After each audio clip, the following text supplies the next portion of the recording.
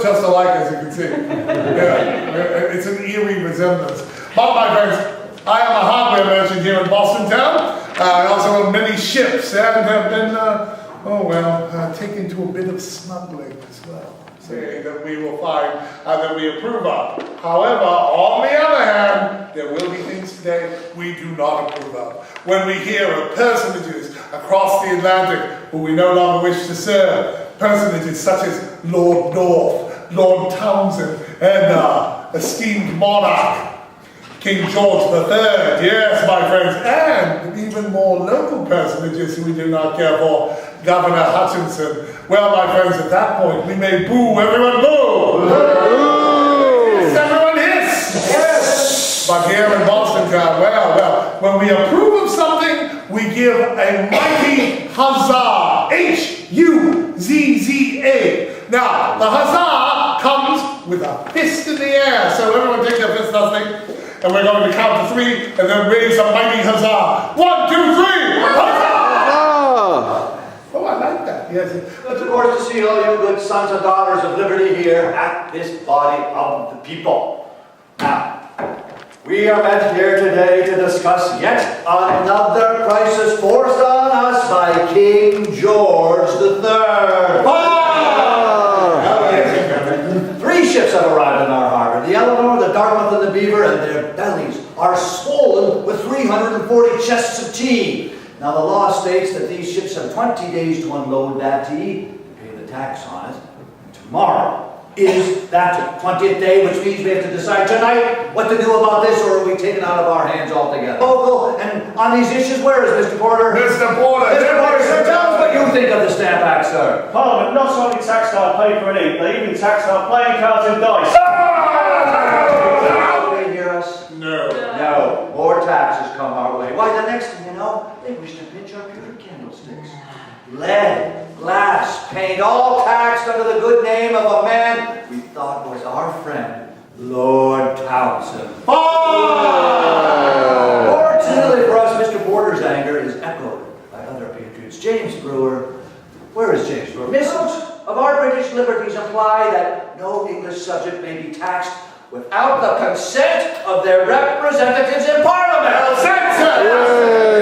They strip us of our legal right to representation, then they have no right to impose more duties upon us, and we therefore have no duty to pay.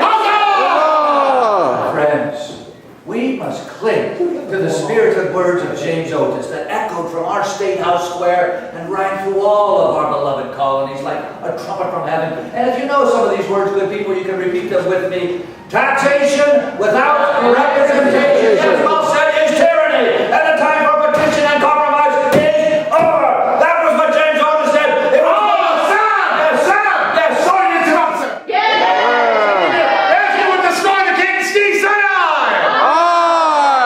We are unanimous. It's unanimous because I agree with you, of course, but I do caution you. If we do it, we're all going to be subject to arrest. So therefore, I suggest we do our best to conceal our identities. But how, sir? The action is I'm suing.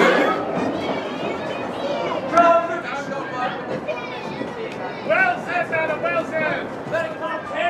Excellent. Well, because when your bravery is needed, because I'd say of the list of possible outcomes, execution is probably really quite high up there to be realistic. But be that as it may, we'll kind of caution, no more delay, save I will give you one final warning. Because I have some talking about execution, I might as well continue. Now, this act that we are about to perpetrate, shall we say, will be considered treason by many.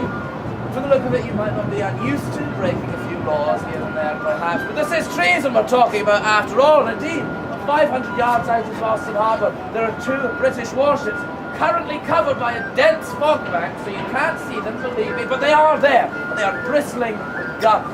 74 guns apiece on those ships.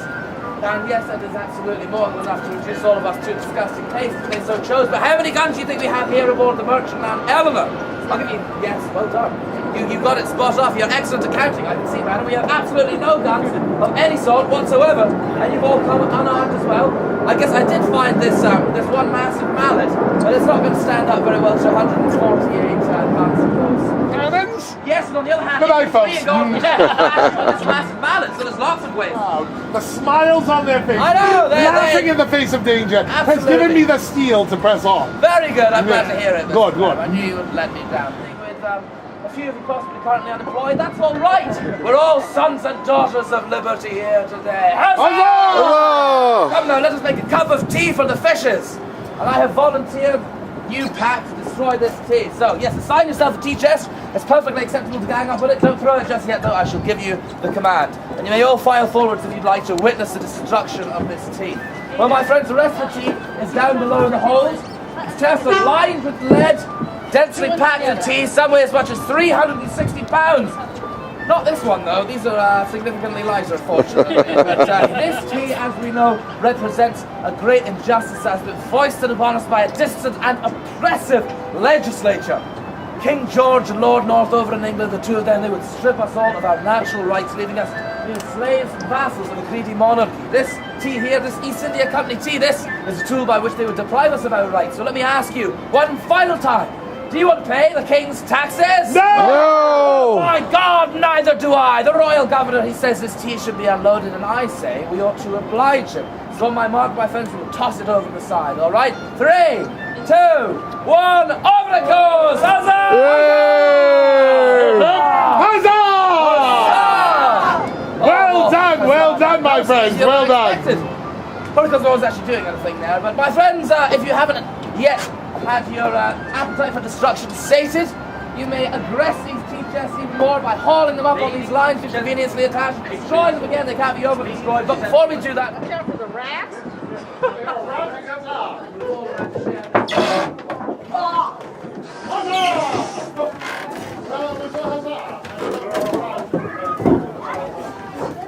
Oh, ça sent les pieds ici, Suzette. Ça sent les pieds. Now, stay below there. Let them destroy the tea.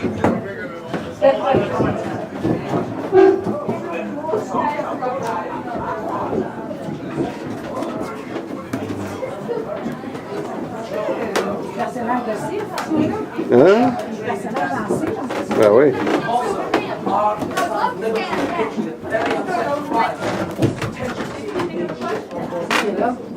C'est un lit. 514 heavy chests of tea with block and tackle, hacking them to pieces and tossing all the cargo and broken woods off over the side. Now I'm sure that as a wealthy merchant, John Rowe was a little upset to see his precious cargo be tossed by the board, and likewise I'm sure he was a little bit nervous for the state of his ship once we had finished in our duties. This is, after all, his prize ship here. You can see it's all gilded and painted white and everything. Those stamp act protests tended often to be very heavily fueled by alcohol, so perhaps the memory is a little bit hazy. In which case, I'm all choked up on liberty here, but we smashed the largest mill in North America, we leveled some entire buildings by hand, we set a bunch of things on fire, and of course we did a little bit of a light tarring and feathering as well. But even despite all that, we were very well behaved this night.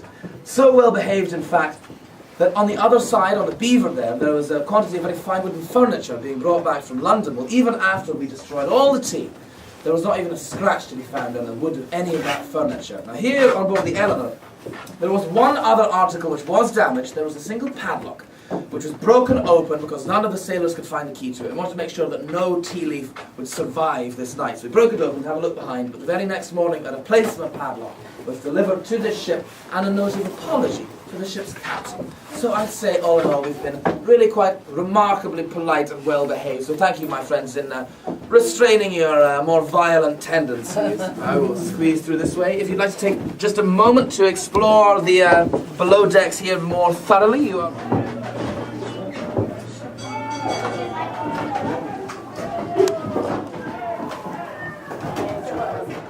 Now, look, many little stories that night. Where's Mr. John Crane? Mr. John Crane, where are you? Mr. Crane.